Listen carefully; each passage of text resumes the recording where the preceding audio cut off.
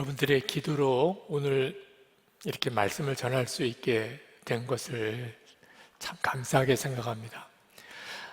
지난 주일에는 제가 병실에서 여러분과 같이 이렇게 영상으로 주일 예배를 드렸습니다. 예배를 드리면서 영상으로이지만 그래도 은혜 받을 수 있는 교회가 있다는 것이 얼마나 감사한지, 그리고 주님의 은혜를 사모하는 성도들의 심정이 어떤지 저도 같이 느껴볼 수 있는 시간이 되었습니다. 여러분, 어떤 교회가 좋은 교회일까요? 설교자가 좋은 교회, 또는 예배당 건물이 아주 아름답고 좋아서 많은 성도들이 모이는 교회, 또는 성경 공부라든지 또는 신앙훈련 프로그램이 아주 좋은 교회, 그런 교회가 좋은 교회일 거라는 생각이 들지만, 오늘 성경에서 하나님께서 우리에게 아주 명확하게 좋은 교회의 기준에 대해서 말씀을 해주고 계십니다. 그것은 살인자라도 보호해주는 도피성과 같은 교회, 그런 교회가 좋은 교회라는 겁니다. 이스라엘 백성들이 가나안 땅을 정복하고 하나님께서 여호수아에게 도피성을 만들라고 말씀을 하십니다. 그래서 가나안 땅 전역에 요단강 동쪽과 서쪽편에 6군데의 도피성을 세웁니다. 이 도피성은 이미 모세에게 하나님께서 말씀하셨던 것입니다. 하나님께서 이 도피성을 세운 것은 실수로 사람을 죽인 사람이 그 가족들의 복수를 피해서 생명을 보존해 줄 수 있는 성을 말하는 것입니다. 그 성에서 그가 보호를 받고, 그리고 온전한 재판을 받고, 그리고 복수의 손에서 그가 보호를 받게 하시는 거죠. 이스라엘 백성들은 지금 아주 무서운 전쟁을 하고 있는 상황이었습니다. 수많은 사람이 죽었죠.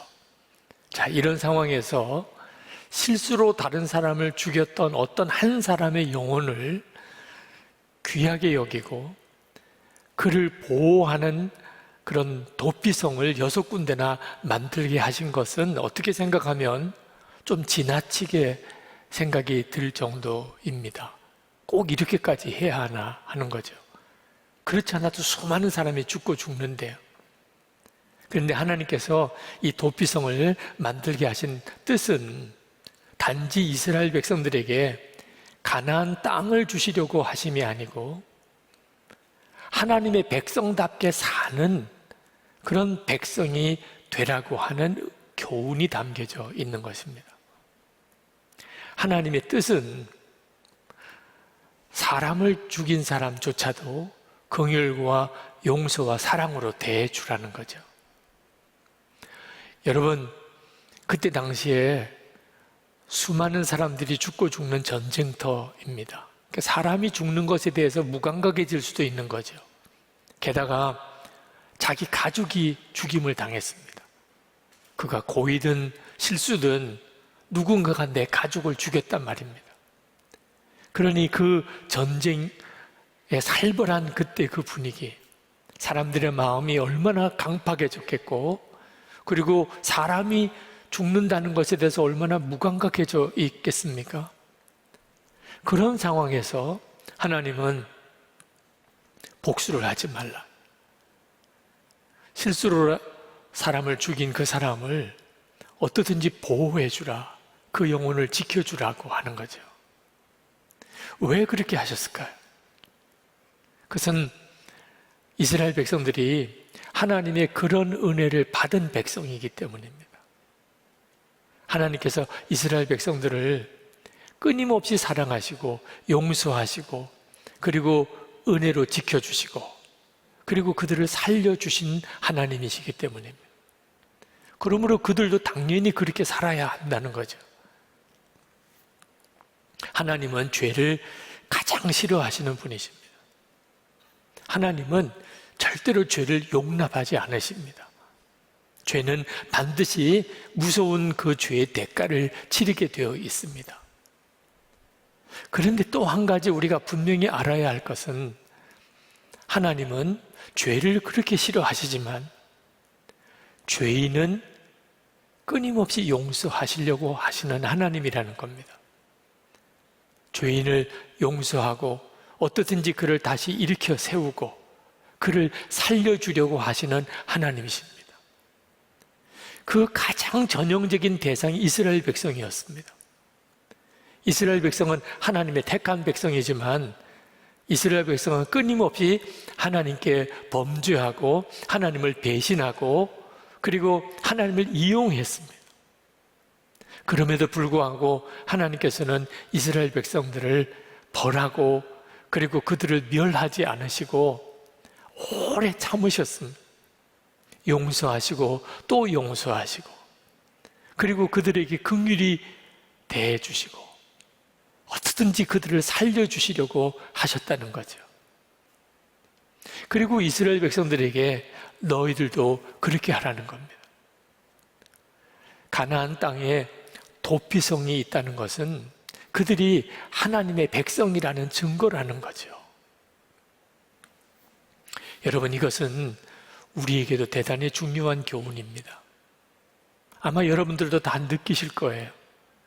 이 도피성은 예수 그리스도의 십자가의 은혜를 예표하는 것입니다. 예수님께서 우리의 대제사장이 되십니다. 이 도피성에 피한 이 실수로 사람을 죽인 이 사람이 언제 그 도피성에서 나올 수 있느냐 하면은 그 당시에 대제사장이 죽었을 때입니다. 그러면 그 사람은 그 도피성에서 나와서 자기 고향으로 돌아갈 수가 있었습니다. 예수 그리스도께서 우리의 대제사장이십니다. 속죄주이시죠. 예수님이 십자가에 죽으심으로 지옥에 갈 수밖에 없고 영원히 죽을 수밖에 없는 우리가 용서받고 구원받았습니다. 그러므로 예수 그리스도는 우리의 도피성이십니다. 여러분 중에는 고의든 또는 실수든 사람을 죽인 사람은 아마 거의 없으실 겁니다. 그래서 도피성이 나에게 무슨 상관인지 아마 실감이 잘 나지 않는 분들도 많으실 겁니다. 그런데 성경은 말합니다.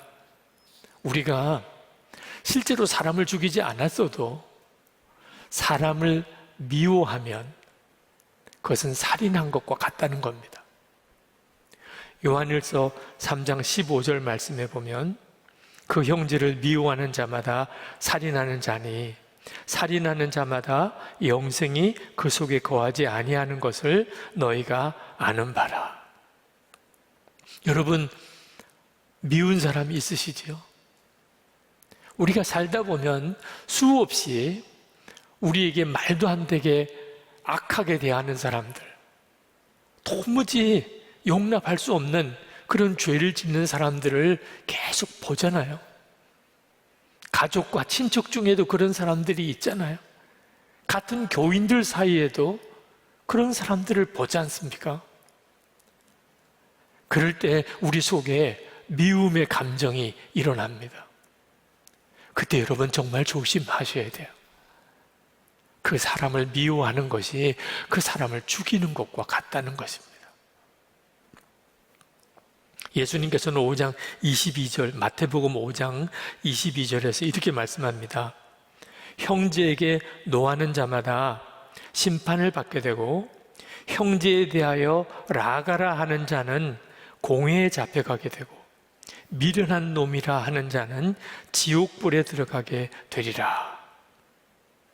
우리가 어떤 사람에 대해서 그 사람에 대해서 비판하는 말을 하는, 그 사람 참 나쁜 사람이라, 거짓말장이라, 우리가 어떤 사람에 대해서 욕을 하면 그는 우리는 지옥에 갈 수밖에 없는 자라는 겁니다. 예수님이 하신 말씀이에요. 그러므로 우리야말로 도피성이 필요한 사람입니다. 그리고 실제로 예수님께서 우리의 도피성이 되어주셨습니다. 누구든지 예수님께로 나아가면 예수님께서는 어떤 사람이든지 다 받아주셨어요. 저도 그렇고 여러분도 그렇습니다. 그러므로 주님은 우리에게 말씀하시는 겁니다. 우리도 다른 사람에게 그와 같은 존재가 되어야 한다는 것입니다. 그리고 그런 성도들이 모인 교회는 도피성이 되어야 한다는 겁니다. 우리가 교회로 이렇게 모였습니다. 우리가 정말 명심해야 합니다. 어떤 교회가 좋은 교회지요? 도대체 교회는 어떤 곳이지요? 교회는 죽을 수밖에 없는 죄인을 살려 구원하는 곳이 교회입니다. 죽을 수밖에 없는 죄인, 정말 멸망받을 죄인, 지옥 갈 수밖에 없는 죄인. 어느 정도 죄인이면 그런 죄인이겠습니까? 그런데 교회는 바로 그런 사람이라도 구원해내는 곳이 교회인 것입니다.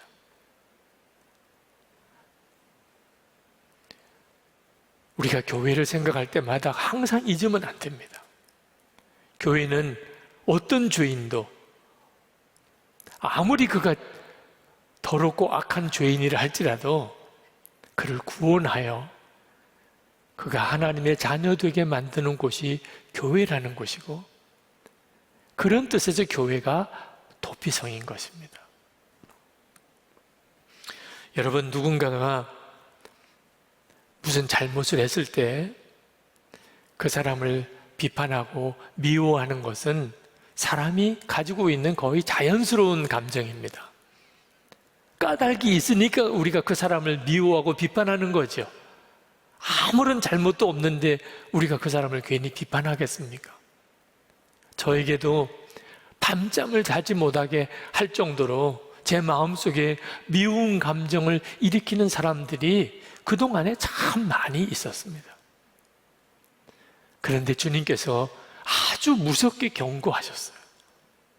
어떤 사람에 대해서 비판하고 그 사람을 정죄하는 것은 그대로 저 자신이 심판을 받는 것이라.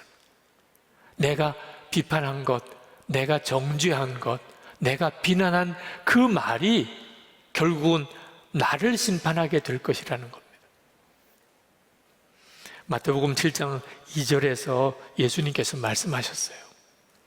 너희가 비판하는 그 비판으로 너희가 비판을 받을 것이요, 너희가 헤아리는 그 헤아림으로 너희가 헤아림을 받을 것이니라. 우리가 하나님 앞에 섰을 때 우리는 아마 비명을 지르게 될 것입니다.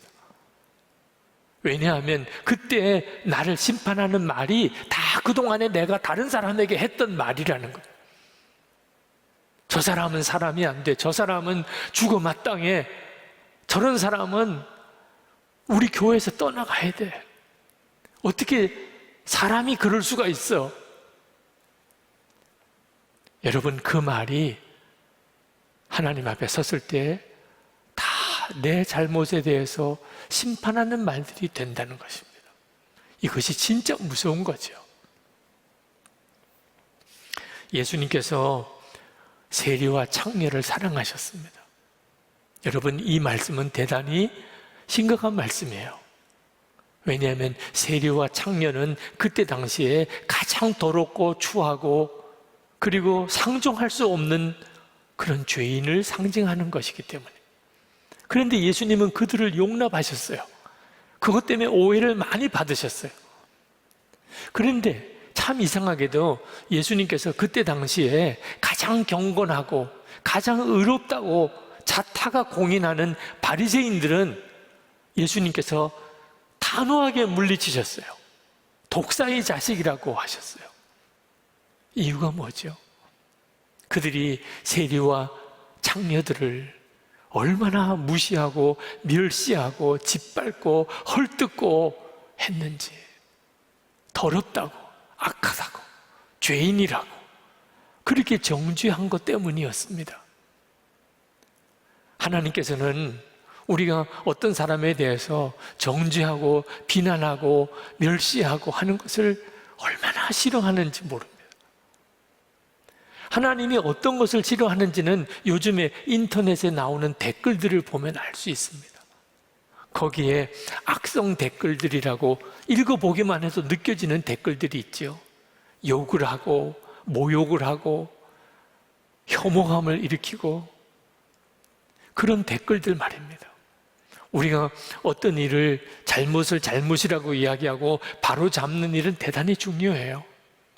그런데 거기에 비난하는 댓글에는 두 가지 종류가 있습니다. 하나는 비난하는 사람이 비난을 하는 대상과 하나라고 느끼면서 비판하는 것입니다. 잘못은 잘못으로 분명히 지적하고 고쳐야 될 것은 고쳐야 된다고 말하는 것은 옳아요. 그러나 그는 비판을 하는 그 대상과 자기가 하나라고 느끼면 그 비판 속에는 사랑이 깔려 있게 됩니다. 그 상대방을 어떻든지 살려주고 바로잡아주고 세워주려고 하는 마음이 있는 거예요. 우리가 가족에게 그렇게 하잖아요. 자기 자신에 대해서 그렇게 하잖아요. 그런데 비판하는 사람이 비판하는 대상과 전혀 자기는 다르다고 생각하는 사람이 있습니다. 나는 그 사람과 달라. 나는 그런 사람이 아니야. 이런 사람의 비판 속에 보면은 무서운 살기가 있습니다. 죽이려는 마음이 있어요. 모욕하고 그리고 그를 폄하하고 그 인격을 완전히 무시하고 그리고 어떻든지 그를 죽이려고 하는 생각이 있습니다. 여러분, 사탄이 옳고 그런 것 가지고 역사할 수 있다는 걸 아십니까? 그러므로 옳은 말이라고 다 좋은 게 아니에요. 그 바탕에 사랑이 있느냐 하는 겁니다. 여러분, 우리 속에 만약에 미움이 있고 비판하는 마음만 가득하다면 그러면 이미 자기 자신이 잘못되어 있다는 것을 알아야 합니다. 2005년 4월 8일 한국 복음주의 협의회 원래회 조찬기도회에서 충현교회를 담임하셨던 원로 목사님 김창인 목사님이 공개 회개를 하신 적이 있습니다. 1945년 해방 후 개신교는 일제 때 신사참배 문제를 놓고 장로교와 고려파로 분열했는데 이를 막지 못한 책임이 나에게 있습니다.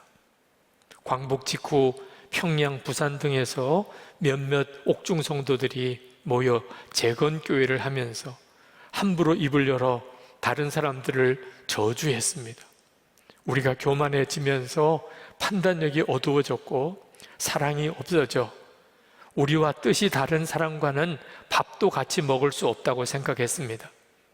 그들을 마귀당이라고 공격했습니다. 여러분, 이런 고백을 해야 되는 것이 얼마나 비통한 일입니까? 백발이 성성한 그 원로 목사님이 마지막으로 하늘나라는 회개한 자만 간다고 했습니다. 저를 용서해 주시길 바랍니다. 목임에 이제 고백을 마쳤어요. 때때로는 누군가를 미워하고 비판하는 것이 옳은 것처럼 느껴질 때도 있습니다. 그러나 정말 조심해야 하는 겁니다. 사랑이 있느냐 하는 거죠. 제가 병원에서 치료를 받으면서 아주 고단위의 항생제 처방을 받았습니다. 근데 항생제를 먹으니까 바로 설사를 하게 되더라고요. 얼마나 힘이 든지. 그래서 의사이신 우리 교회 장로님에게 문의를 했습니다.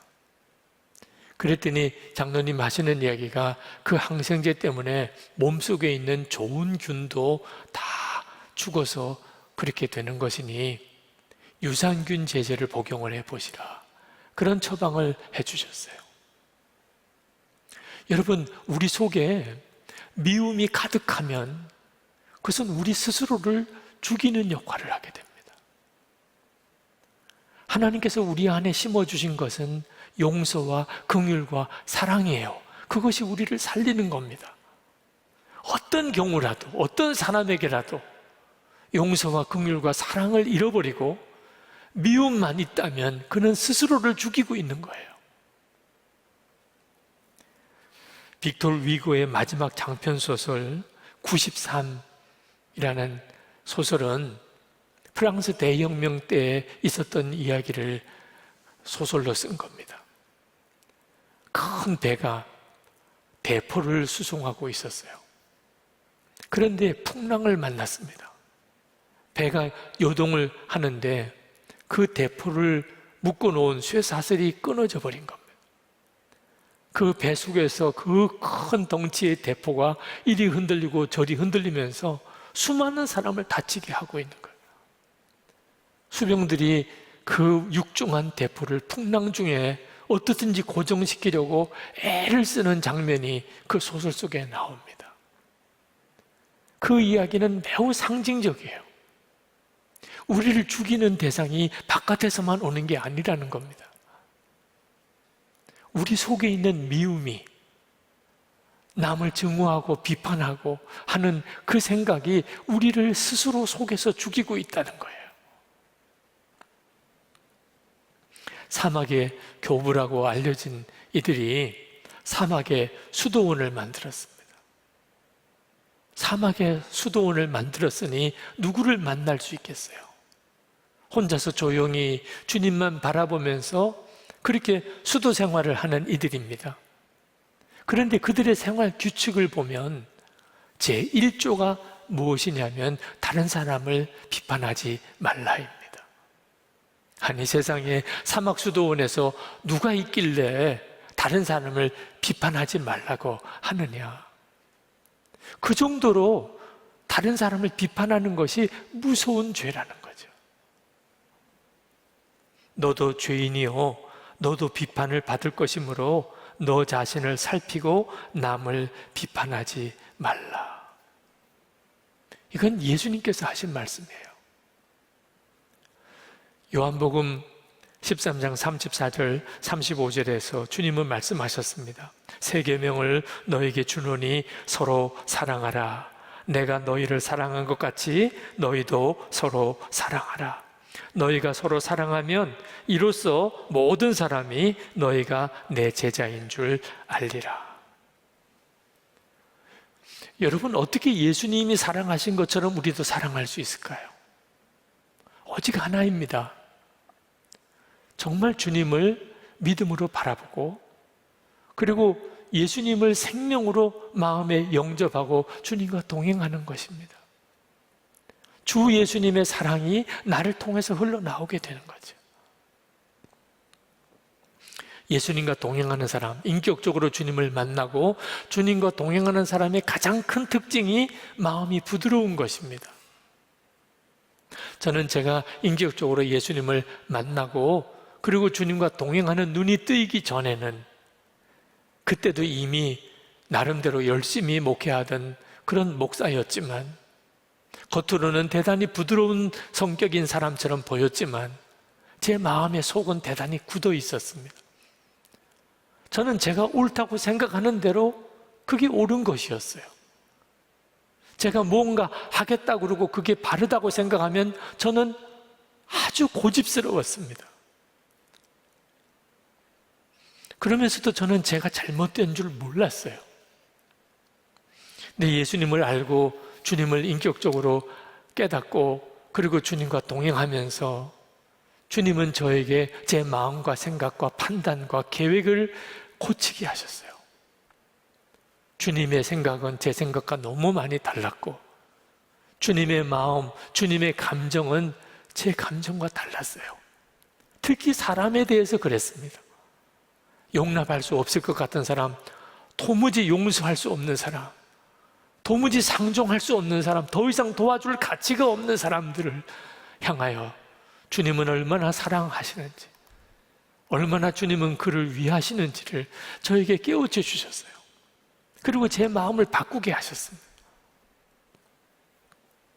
여러분, 마음이 힘드십니까? 여러분 안에 누군가가 계속 미운 사람이 있습니까? 그렇다면 주님 안에 거하셔야 됩니다. 주님의 마음을 달라고 구해보세요. 여러분이 미워하는 그 사람, 도무지 용납이 안 되는 그 사람, 그 사람을 향한 주님의 마음을 달라고 한번 구해보시라니까. 여러분, 울지 않고 견딜 수 없을 겁니다. 주님이 그를 얼마나 사랑하시는지, 얼마나 위하시는지. 여러분, 우리가 교회로 모였다면 우리는 교회가 반드시 그런 도피성이 되어야 합니다. 세상 어디서도 용납받을 수 없는 사람, 어디서도 받아주지 않는 그런 사람들, 그런 사람들이 와서 쉼을 얻고 마음의 치유를 받고 회복할 수 있는 곳이 교회여야 하는 것입니다. 예수님 안에는 의로움과 사랑이 같이 있습니다. 그게 십자가이죠. 그러므로 우리가 예수님을 영접하면 우리도 그렇게 됩니다. 공의가 중요하냐, 사랑이 중요하냐, 그건 예수님을 인격적으로 모르는 사람이 하는 논쟁이에요.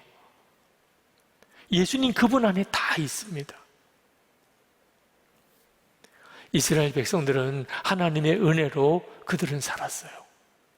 광야를 지나고 가나안 정복을 하는 과정에서 이스라엘 백성들 나름대로 고생도 많이 했고 정말 살벌한 전쟁터에서 싸우기도 했습니다.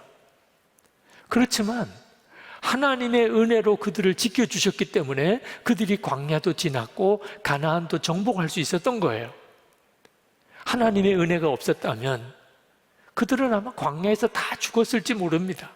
살았어도 베두인과 같이 아주 연약한 그런 사막의 작은 어떤 종족에 불과했겠죠. 하나님의 은혜로 그들은 가나안을 정복하고 이스라엘이라고 하는 나라가 섰습니다. 그래서 하나님께서 이스라엘 백성들 안에 도피성을 두고 너희도 서로를 향하여 그렇게 긍휼히 여기라.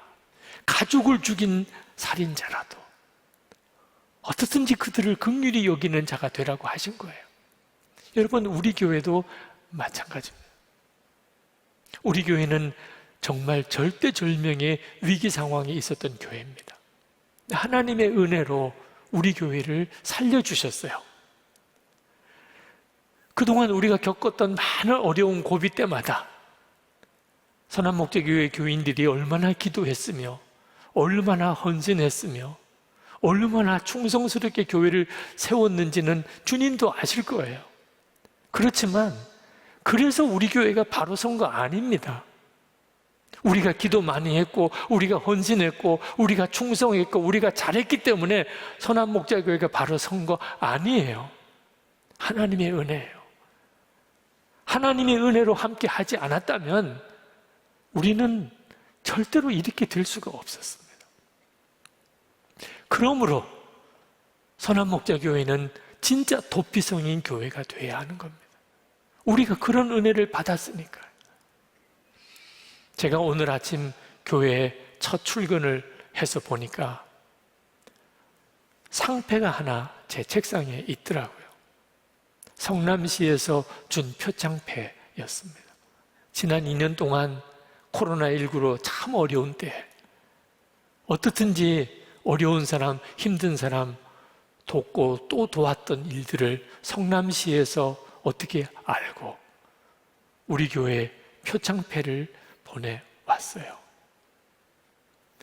여러분, 지금 참 힘들고 어려운 이들이 많습니다. 그들이 교회를 보면 저기 가면 살 수 있어, 저기 가면 한 끼라도 먹을 수 있어, 저기 가면 틀림없이 도와줄 거야, 그런 도피성이 돼야 하는 거예요. 교회는 바로 그것인 거죠.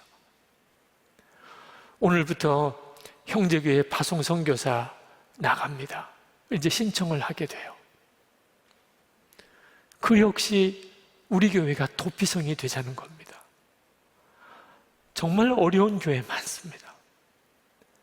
문을 닫지 않을 수 없는 교회 많습니다. 그 목회자와 그 교인의 심정이 어떻겠습니까? 우리가 어떻든지 그 교회에 1년이라도 교인으로 가서 그 교회를 위해서 함께 기도하고 섬겨서 다시 힘을 얻고 그리고 다시 일어날 수 있게 해주자는 거죠. 우리가 큰 교회 교인이니까 우리가 가서 자랑하고 가르치려고 하지 않아야 합니다. 그건 정말 바보 같은 일이에요. 우리도 은혜 받은 것 뿐이에요. 우리는 더 큰 은혜를 받았을 뿐입니다. 그러니까 우리도 그들을 은혜로 대하자는 거죠. 여러분, 교회를 세우되 도피성인 교회로 세워야 합니다. 그러니까 온 교우들이 예수님과 친밀히 동행하자는 거예요. 도피성, 그 은혜는 예수님으로부터 오는 겁니다. 예수님 그분이 우리의 도피성이에요. 우리를 위해서 피 흘려 죽으시기까지 우리를 품어주고 살리려고 하신 주님. 우리가 그 주님 안에 거하면 참 신비하게도 우리 안에 긍휼과 그리고 용서와 사랑이 흘러나오게 됩니다. 가정 안에서 예수 믿는 성도는 그 자체가 도피성이에요. 이 사회에서 교회는 그 자체가 도피성이어야 하는 겁니다. 그러면 우리가 살아요. 여러분 꼭 앞으로 경험할 수 있게 되기 바랍니다.